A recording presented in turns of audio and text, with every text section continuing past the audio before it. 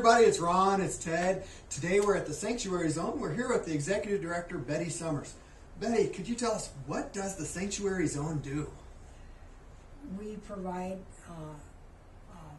housing for the domestic violence victim people, and also we collaborate with a lot of organizations in our community to make this possible. Mm-hmm. So provide shelter for victims of domestic violence, is that right? That's right. About how many people do you provide shelter on in a general sense? Yeah. Some months we have like probably 18 calls right now, but we aren't actually open. We're trying to get open by the end of this month. Okay. Okay, and so in between, that's been the hardship where we have to take them to Grants, Albuquerque, Santa Fe, and we've been doing that all out of our goodness of our heart. Right. Nice. So now you're making it more formalized? Right. Okay. Wow. Some really good work. It is really good work.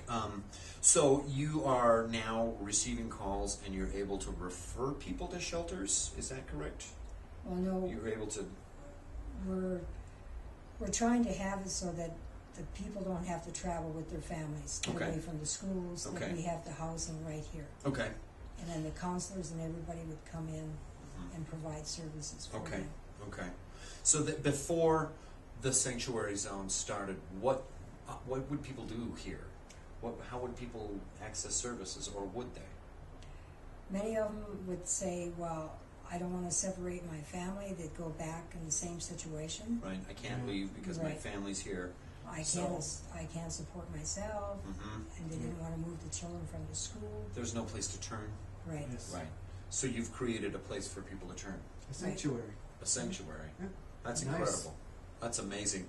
So I know you've got a few businesses that you work at and probably have been, but yet you've chosen to create the Sanctuary Zone. And why is that? Why did you do this? In 1984, in January 1, I lost my sister through domestic violence.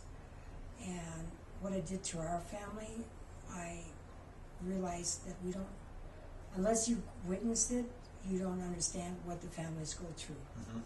Because working with the courts, when the judges will say things like, what do you mean you didn't understand, or you didn't know this? We didn't know.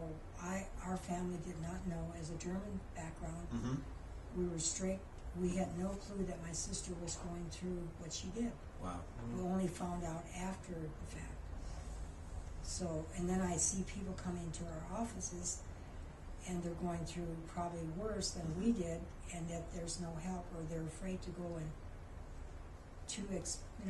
they don't want to be exposed. They don't want to go and tell the officers because they're afraid they would get abused or whatever.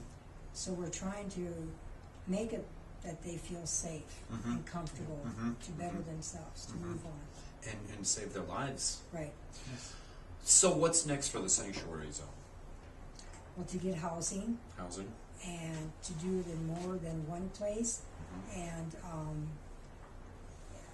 I just don't want to have one place. We're working on the second one already, is that so that the abusers won't know where the victims are. And get them, we're going to have also trainings with